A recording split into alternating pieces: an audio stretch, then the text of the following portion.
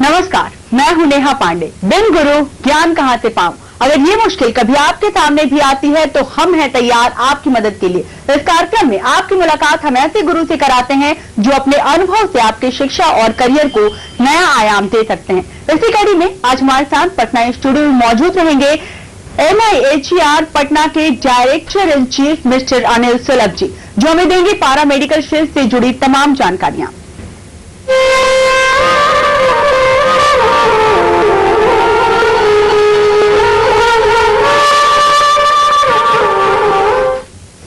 आज गुरु ज्ञान की कड़ी में हमारा जो टॉपिक है वो है पारामेडिकल से जुड़ी क्षेत्र की जानकारी, जो आपको देंगे पटना स्टूडियो में हमारे डायरेक्टर इन चीफ जो हमारे गेस्ट है वो मौजूद है IIHER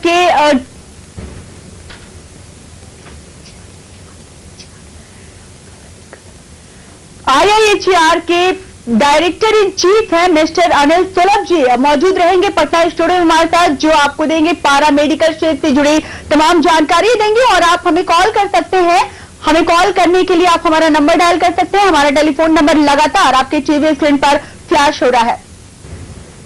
और सभी दर्शकों से हमारा अनुरोध है कि जब भी वो हमें कॉल करें तो अपनी टीवी सेट का वॉल्यूम बिल्कुल म्यूट कर दें, ताकि उनकी आवाज हम तक साफ साफ सुनाई दे सके और बिल्कुल साफ शब्दों में अपना सवाल पूछें।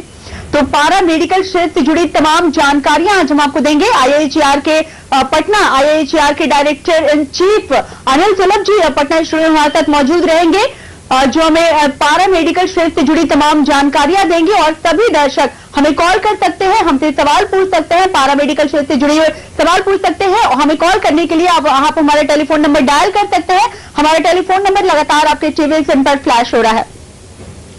तो पारा मेडिकल क्षेत्र से जुड़ी कुछ भी जानकारी, जो भी जानकारी आपको चाहिए, आप हमें कॉल कर सकते हैं। हमें कॉल करने के लिए आप हमारा नंबर डायल करिए। हमारा टेलीफोन नंबर लगातार आपके टीवी स्क्रीन पर फ्लैश हो रहा है।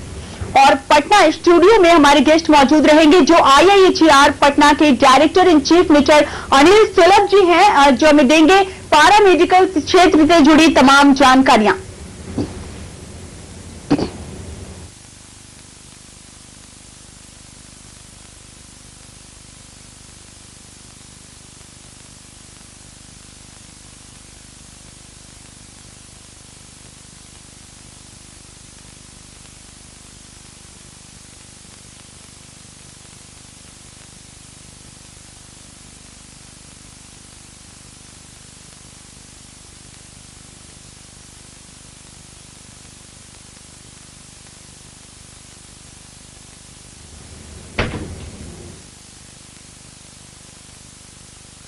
तो हमारा टेलीफोन नंबर लगातार आपके टीवी स्क्रीन पर फ्लैश हो रहा है। आज का जो हमारा टॉपिक है वो है पारा मेडिकल। पारा मेडिकल से जुड़ी तमाम जानकारियां आप हमसे ले सकते हैं। ये जानकारी आपको देंगे हमारे गेस्ट जो है पटना स्टूडियो में मौजूद रहेंगे। कुछ देर बाद उनसे हम आपकी मुलाकात करवाएंगे। IIHER पटना के director in chief mister Anil सुलभ जी हमारे साथ मौजूद रहेंगे, जो हमें देंगे पारा मेडिकल क्षेत्र से जुड़ी तमाम जानकारियां। और सभी दर्शकों से हमारा रिक्वेस्ट है कि वो जब भी हमें कॉल करें तो अपने टीवी सेट का वॉल्यूम बिल्कुल म्यूट कर दें, ताकि उनकी आवाज हम तक साफ साफ सुनाई दे सके और बिल्कुल ही साफ शब्दों में अपना सवाल पूछें।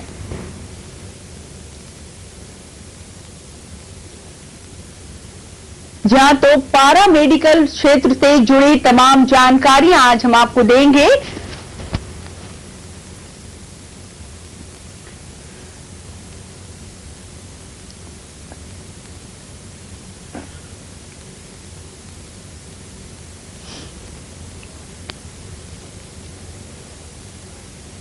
सर अब सुनाई दे रही है?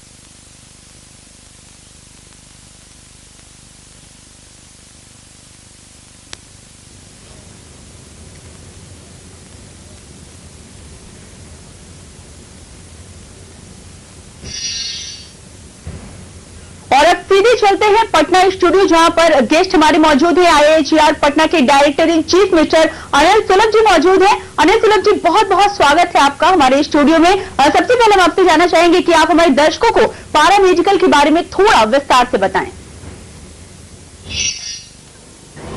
बहुत धन्यवाद नेहा जी, आपने एक साथ बहुत लंबे सवाल किए हैं। मैं आपको बताऊं कि पारा मेडिकल में इस थोड़ा जवाब भी लंबा ही होगा आपके सवाल की तरह। जी बिल्कुल। पारा मेडिकल में कई पाठ्यक्रम आते हैं और कई ऐसे पाठ्यक्रम भी हैं जिन्हें हम पारा मेडिकल का हिस्सा मानते हैं, लेकिन वो थोड़ा सा अलग है। उनको हम रिहेबिलिटेशन साइंसेज कहते हैं। जी।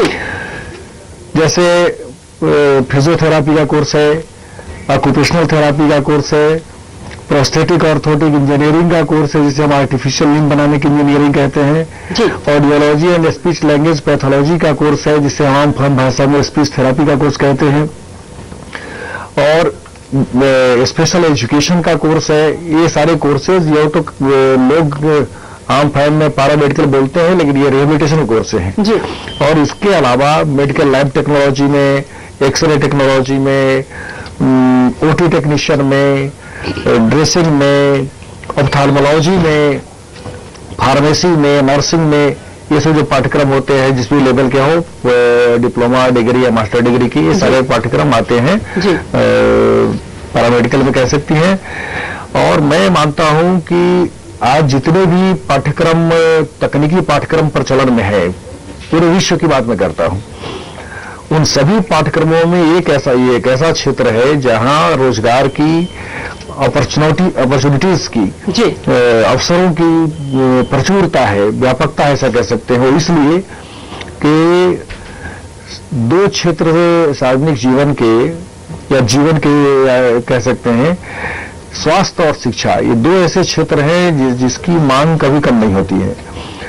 अब किसी का कभी बूम आ जाए, कोई मैनेजमेंट का कभी बूम आ जाए, कभी इंफॉर्मेशन टेक्नोलॉजी का आ जाए, आदि आदि बहुत सारे तकनीकी पाठ्यक्रम बाद में आए हैं और आ रहे हैं नए नए बराबर, ये आ जाए तो ठीक है। लेकिन इनका कभी उत्थान होता है तो कभी पतन होता है, आगे गिरते हैं, फिर कभी ऊपर उठते हैं, कभी गिरते हैं।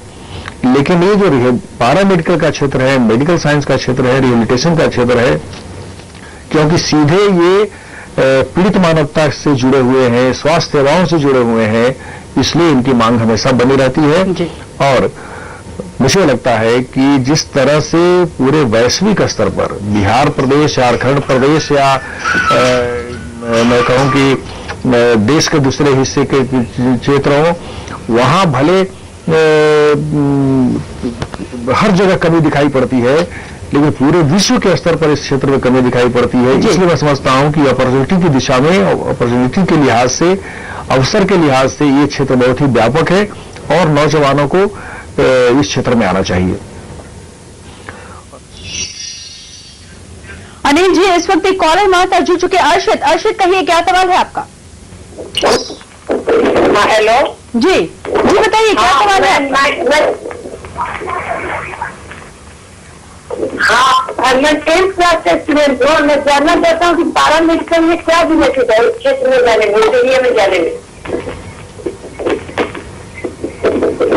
नेहा जी, मैं इनकी आवाज ठीक से सुन नहीं सका। अगर आप सुन पाए हो तो मुझे बताइए क्या इन्होंने पूछा। अर्षित, आप अपना सवाल एक बार फिर से दोहराएं।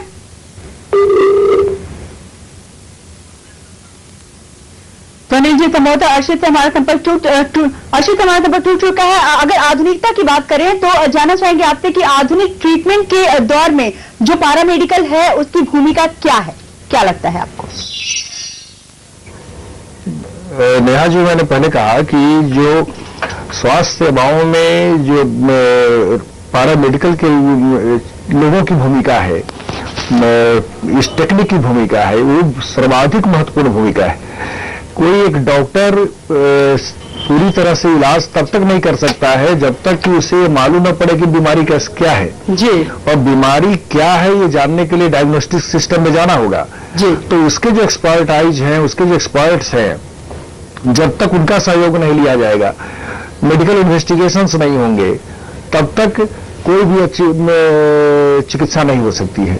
इसके अलावा कई ऐसे क्षेत्र हैं जिसमें जो जैसे मैंने पहले चर्चा की थी फिजियोथेरापी की या ऑक्यूपेशनल थेरापी की, ये एक ऐसा क्षेत्र है जहां। अनिल जी, इस वक्त एक कॉलर हमारे साथ जुड़ चुके हैं, उदय मिश्रा। उदय, कहिए क्या सवाल है आपका? मेरा सवाल ये है, योगा थेरेपी पारा मेडिकल के अंदर आता है और इसमें रोजगार की क्या संभावना है? अनिल जी, इनका सवाल है कि क्या योगा थेरेपी पारा मेडिकल के अंदर आता है, और अगर आता है तो इसमें रोजगार की क्या कुछ संभावनाएं हैं? देखिए, योगा थेरापी तो एक अलग थेरापी है, एक अलग सिस्टम ऑफ आप कह सकते हैं ट्रीटमेंट है, लेकिन इसको हम पैरा मेडिकल में नहीं कहेंगे। एक सेपरेट सिस्टम है, एक सेपरेट अलग प्रणाली है चिकित्सा देने की। इसको हम पैरा मेडिकल में तो नहीं कहेंगे, लेकिन ये अलग बात है कि योगा एक ऐसी थेरापी है, योगा थेरापी